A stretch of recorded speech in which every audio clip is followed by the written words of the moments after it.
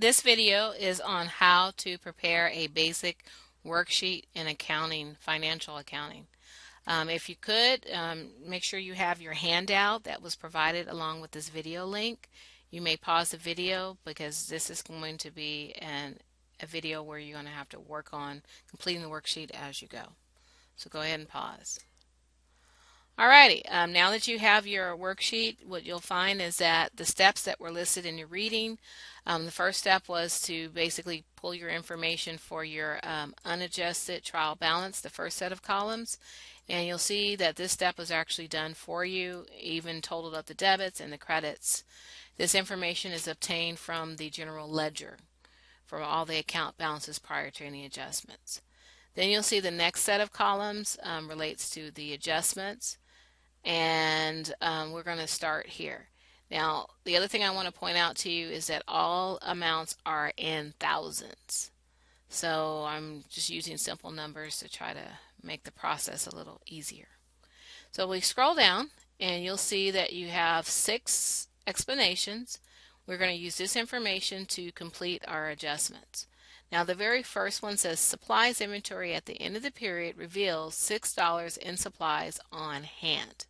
So that means that we have $6,000 of the $7,000 in supplies on hand at the end of the period. So that means our adjusted amount has to be 6, and that'll be on the debit side because that's the normal balance of supplies, which is an asset. So if it starts off at 7 debit, we're going to have to credit it 1,000 to bring it down to the 6,000 debit. So we credit supplies for 1,000 and we debit supplies expense for the 1,000 to represent the amount of supplies that were used. So that takes care of the first adjustment. Now the second adjustment says depreciation for the period was $3. So on this one we're going to look for the related accounts, which is accumulated depreciation and depreciation expense. So the depreciation expense was 3. And we're going to make sure we do a cross-reference, so that'll be 2 for the cross-reference. And then we're going to credit accumulated depreciation. So that's number 2, and then 3. So that's the amount of the depreciation expense. Then the next one will be half of the unearned revenue balance remains unearned. So half of the unearned revenue remains unearned. So half of the $6 is going to remain unearned, so that's going to give us a $3,000 adjusted credit balance for unearned revenue. So since we started out at 6, we are going to adjust it to decrease it by 3, so we're going to debit it for 3, and this will be our third entry. And that 3,000 debit will bring our credits to 3,000. So half of it will be unearned. And the related account will be the service revenue. So we're going to credit that for 3, and that'll also relate to the third entry. Next one is entry 4. Wages of $4 was incurred but unpaid at the end of the period.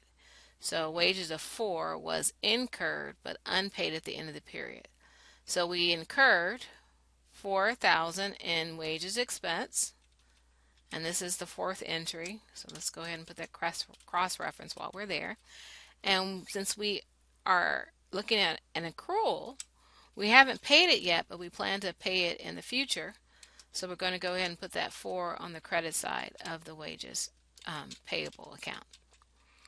And the next one is insurance of $2 had expired.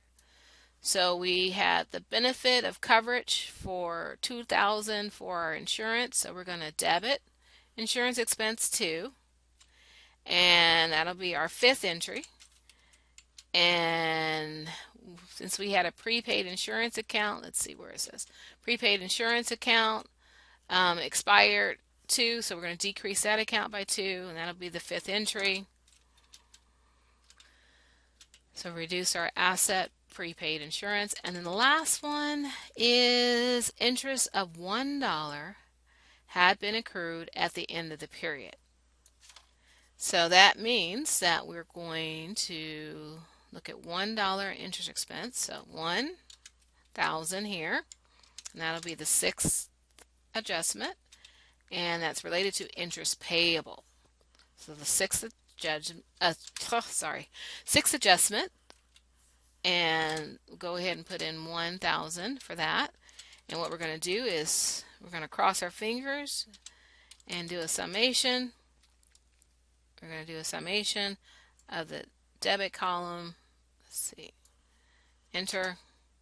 We get 14, and I'm going to just do Control C, Control V to copy and paste, and I see that my debits and my credits equal in my adjustments, and I'm ready for the next step. Now the next step will be to determine the adjusted balances. We've done it for a couple of them, but we need to do it for all of them. Now again, we never adjust cash, so cash balance should be exactly the same. And for this one, we also find that our accounts receivable, no adjustments were made to that. It should be on the debit side, right? Because the debits are more than the credits. So let's add it up. So we got 12 debit plus 0 debit minus 2, which is on the credit side, and we should come up with a $10,000 debit adjusted balance. And for supplies, we'll use the same process. We took the 7 plus 0 minus 1, we came up with 6. For the office equipment, it is the same. There's no adjustments. Accumulated depreciation is a contra account. There is a $3,000 adjustment to credits. And let's see what we have next. We have plus accounts payable, no adjustments, plus the 4,000 adjustment, no unadjusted balance. And then we have 3 plus, so this is 6 minus 3. So we'll have the 3,000 credit balance and the interest payable credit balance as well. Notes payable credit balance as well. Common stock credit balance as well. Retained earnings credit balance as well. Dividends will be on the debit side. And here we have an adjustment, so we're going to take the unadjusted balance of 21. We're going to add the 3,000 adjustment and subtract the 0. There's no debit, so we get 24 on the credit side. And then the last ones are all expenses, so they have balances of debits. So 8 plus the 4 gives us 12. And the last ones only have the adjustment amount, so no need to look at any unadjusted balances because there are none. And we're done, except for we need to sum it all up just to make sure the debits equal the credits. So we get 142, and I'm going to just do my Control C, Control V to paste, and you'll see my debits and credits equal. Now we're ready for the next step, and that next step requires us to look at the adjusted trial balance and make a decision. Either the amount is going to go on the income statement set of columns or the balance sheet set of columns. Again, these are just labels of the trial balance within the worksheet. They're not actual financial statements. It's just what we're going to use to prepare the financial statements. Now, the easiest thing that I have found is if you identify everything that goes on the income statement set of columns, then everything that has not been assigned to the income statement column will actually go on the balance sheet. So I like to do it this way, where the income statement is going to have our revenues, our expenses accounts, and our expense accounts, all the expense accounts, and those will appear on the income statement set of columns. Everything else will go on the balance sheet. So this will include the revenues. So we'll go ahead and assign the revenues, 24 on the credit side, and then all the expenses, 12 for wages and salaries expense, 2 for insurance expense, 1 for supplies expense, and 3 for depreciation expense, and 1 for interest expense. And what you'll do here is you'll do a summation of all the debits. So starting from the top to the bottom, we want to make sure we get everything. And we'll do the same thing over here. Sum and top or bottom to the top, or either way, it doesn't matter. So you'll see I have 19 on the debit side and 24 on the credit side. There is a difference.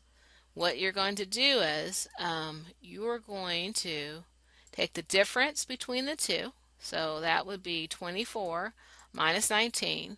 And that difference you're going to put on the smaller side. So since the credits are more than the debits, you're going to take your 24, subtract the 19, and you'll get the 5 on the debit side to add it to the 19, and you should get it to balance now. Both sides will then equal the debits and the credits.